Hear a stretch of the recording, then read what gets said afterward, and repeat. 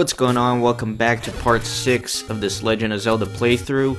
And this part I am going to be doing dungeon number 7, the Demon Dungeon. And I can actually make my way right down there. But first I'll go through the graveyard here. And I'm gonna kill this Ginny, just so I can kill one of each enemy for this playthrough. Except the P-Hats. I hate the P-Hats. I don't deal with those guys. They're annoying.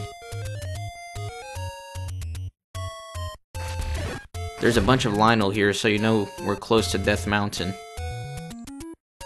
And this screen here is the Lost Woods. It's actually a repeating screen, but if you head right, you can actually just escape it. But if you head any other direction, it just repeats itself. And the Lost Woods makes an appearance in pretty much almost every Zelda game, more or less.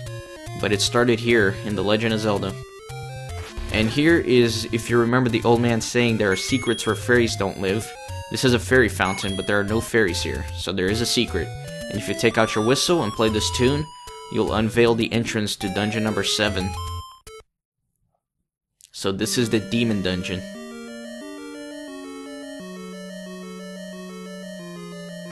There's some Moldorm here, haven't seen them in a while. But they're kind of fun to kill.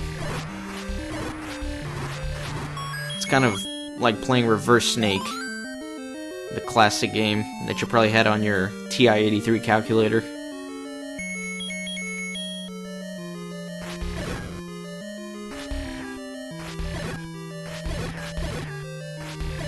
These keys do not leave a key, but if you saw there was a specific keys that if you kill him, all of the other keys die in the room. And there's no way of figuring out which one it is, but if you hit him, all the other ones disappear. And that happens to a multitude of enemies in certain rooms, and I try to point them out if it happens in my playthrough. But it's just a weird thing that they added in this game. If you kill a specific enemy in a room, all of them will die. This old man says there's a secret in the tip of the nose, and he's referring to a secret passage that takes us to the boss of this dungeon. And once I get the map, you'll see that there's a nose in the shape of the map, and the secret is right there in the nose, as the old man says. Here's another Dig Dogger. I forgot to mention when I fought him as a boss that he's actually supposed to be a giant sea urchin, according to the manual. So it's kind of weird that they put a giant sea urchin as an enemy in Zelda. But there you go.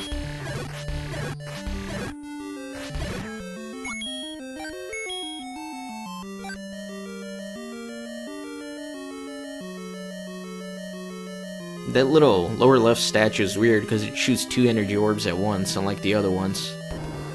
There's a bunch of weird little inconsistencies in this game that can't really be explained, but it's interesting to point them out.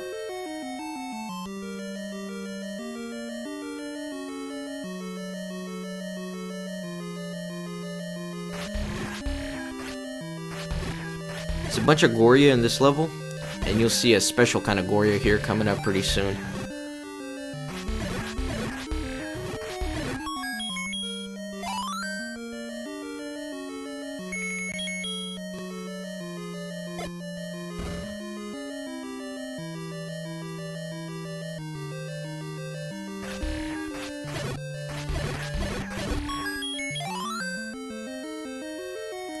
My wallet is full right now. I have 255 rupees. That's going to be important because there's going to be a bomb upgrade to get here. The final bomb upgrade.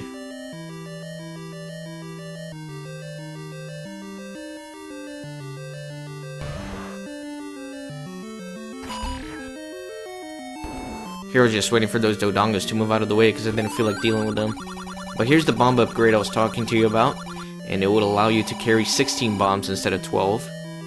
And that is the most bombs you can carry.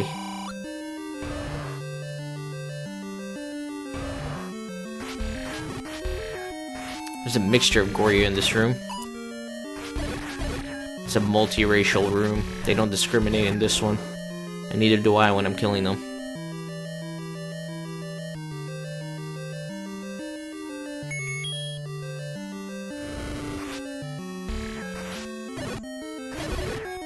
I like when the enemies carry items, like that Stalfos was carrying the compass. I think it's more fun than a random item appearing after you kill everyone.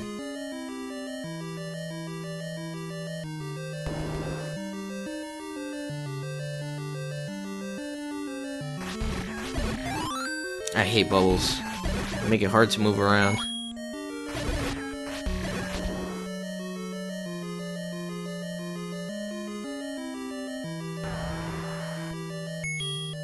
Here's yet another dig dogger.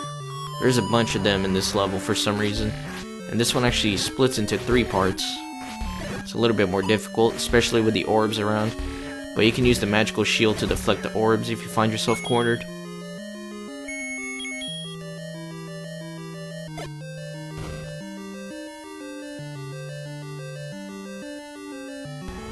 There are more Moldorm here.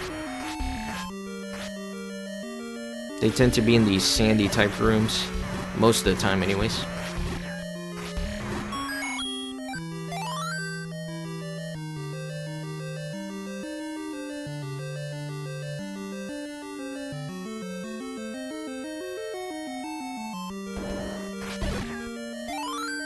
Here's another multiracial Gorya room. And here's that special Gorya I was talking to you about. This is a hungry Gorya. And if you'll remember, I bought bait way back in this series, and you can use the bait to make him go away, and you can continue on in the dungeon.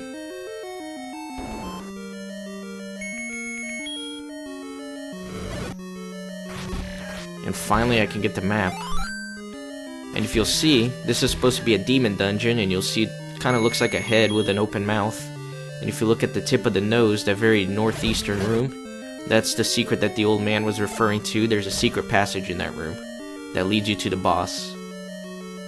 But here's a secret rupee room. It's all blinged out, got all that cash money. Love that stuff.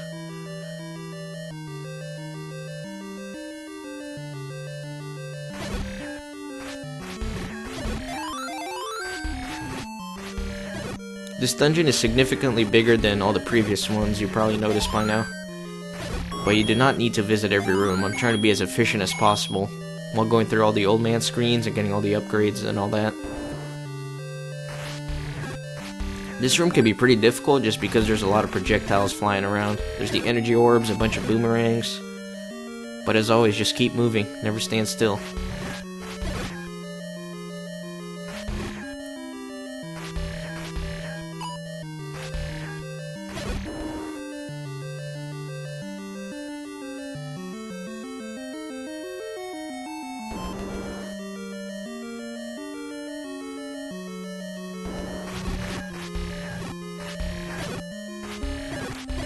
This room's a little bit tougher in my opinion, just because you don't have as much room to move around, even though it looks easier. And even though I bought that bomb upgrade for 100 rupees, I'm refilling my wallet pretty quickly already.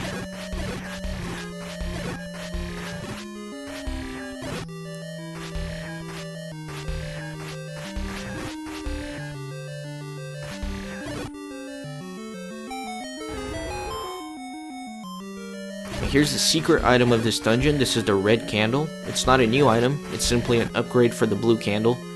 And the difference now is that you can shoot flames multiple times per screen. You're not just limited to one flame per screen. So kind of useless at this point in the game. But if you didn't have a walkthrough back in the day, it was useful for exploring the overworld and burning multiple bushes in a screen, trying to find secrets.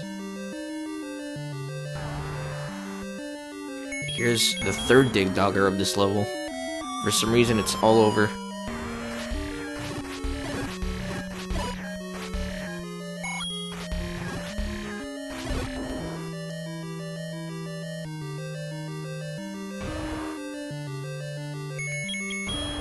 I'm gonna put those bomb upgrades to use. Use a lot of bombs towards the later levels. Especially 7, 8, and 9, there's a lot of secret walls you have to bomb, so it's nice to have that bomb upgrade. And this room's kind of tough. I almost got screwed over there with those bombs, but thankfully they changed direction. You gotta kill all of the wall masters here before you can move this block to reveal the staircase. And this is the secret at the tip of the nose that the old man was referring to.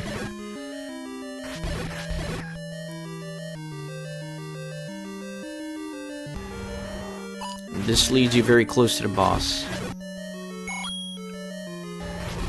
We're actually going to refight one of the bosses we already fought, Aquamentus, from the first level.